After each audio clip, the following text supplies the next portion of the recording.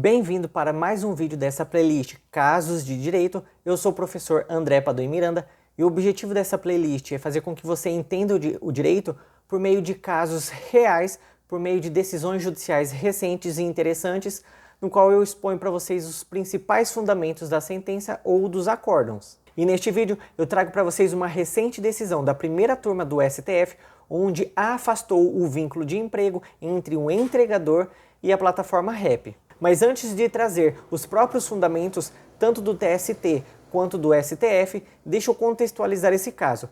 Trata-se de uma reclamação ajuizada por um motorista entregador requerendo o reconhecimento do vínculo de emprego com a plataforma REP. No caso, ele sustentou que todos os requisitos do vínculo de emprego estariam caracterizados. Essa discussão chegou lá no TST, o Tribunal Superior do Trabalho, o qual com base em diversos artigos legais, como por exemplo o artigo 3º da CLT, artigo 6º e artigo 452, reconhecimento do vínculo de emprego, subordinação jurídica e contrato intermitente, reconheceu o vínculo de emprego. A empresa RAP recorreu ao STF e o relator foi o ministro Zanin. O ministro relator Cristiano Zanin disse que essa empresa, que essa plataforma, é apenas uma intermediadora entre o motorista entregador e o consumidor final. Então, nesta situação, não há vínculo de emprego. Percebemos, então, que há uma grande divergência de posicionamento em relação ao vínculo de emprego nessas situações entre o STF e o TST. Vamos ver agora o posicionamento e o entendimento do TST, no qual reconheceu o vínculo de emprego. Eu separei as principais partes dessa decisão para mostrar para você. Olha só como fundamentou então o TST.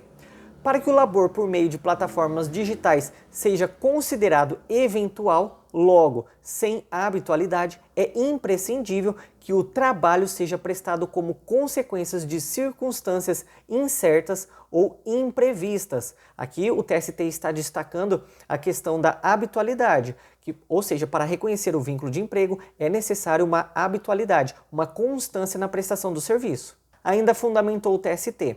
Se, ao contrário, o trabalho é prestado como resultado de cenários previstos contratualmente pelas partes que previamente acordam a prestação do serviço sem expectativa de que ela cesse definitivamente, conclui-se que tal trabalho é exercido de forma não eventual. Nesta linha, o artigo 452-A da CLT, este artigo refere-se ao contrato intermitente. É uma nova modalidade de contrato onde há um vínculo de emprego trazida lá com a reforma trabalhista de 2017. Faculta ao empregador definir os períodos de atividade do empregado intermitente, o que lhe outorga flexibilidade para organizar os fatores de produção de sua atividade empresária, sem que isso lhe enquadre como trabalhador eventual. No caso dos autos, ficou consignado pelo regional, ou seja, o Tribunal Regional do Trabalho, que o reclamante prestou serviços de forma pessoal.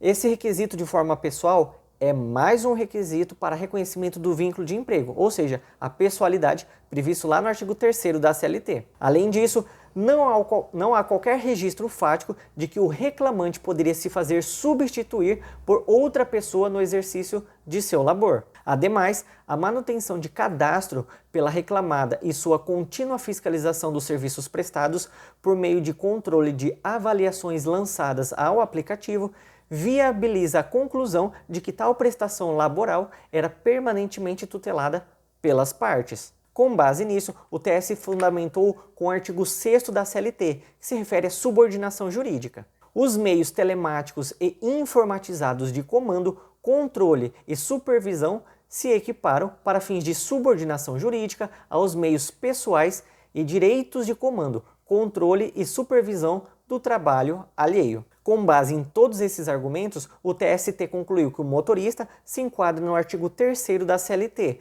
ou seja, há vínculo de emprego por força dos seguintes requisitos. Considera-se empregado toda pessoa física que prestar serviços de natureza não eventual a empregador sob a dependência deste, que são as fiscalizações exercidas pela própria plataforma sobre o serviço do motorista, e mediante salário. No caso, o TST fundamentou que pelo conjunto probatório, o motorista, o empregado, ele recebia pessoalmente e em espécie.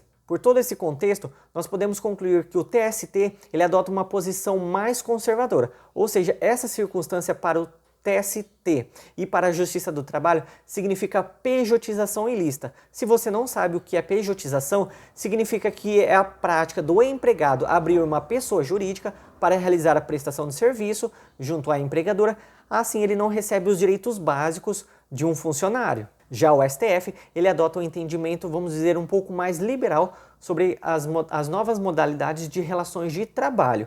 Vamos ver então os fundamentos do STF neste caso. O STF, com fundamento nos princípios constitucionais da livre iniciativa e da livre concorrência, entendeu ser possível a terceirização de qualquer atividade econômica, ficando superada a distinção estabelecida entre atividade fim e atividade meio, firmada pela jurisprudência trabalhista. Aqui só para você entender, o TST ele entende que só podem ser terceirizadas aquelas atividades meio da empresa. As atividades fim não podem ser terceirizadas. O STF adotou outro posicionamento. O STF entende que qualquer tipo de terceirização agora é possível. Ainda diz o STF.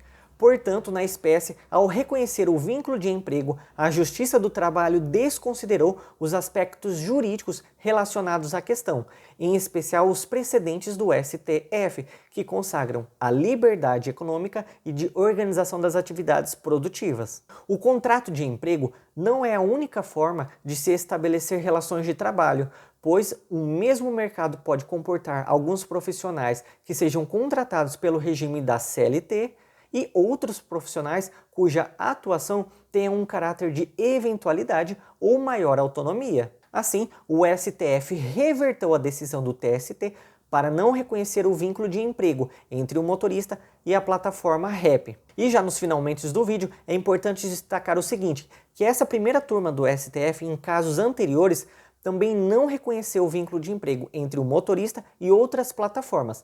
Inclusive, no final do ano de 2023, a primeira turma do STF notificou o CNJ, que é o Conselho Nacional de Justiça, para fazer um levantamento de todas as decisões trabalhistas que têm contrariado esse posicionamento atual do STF.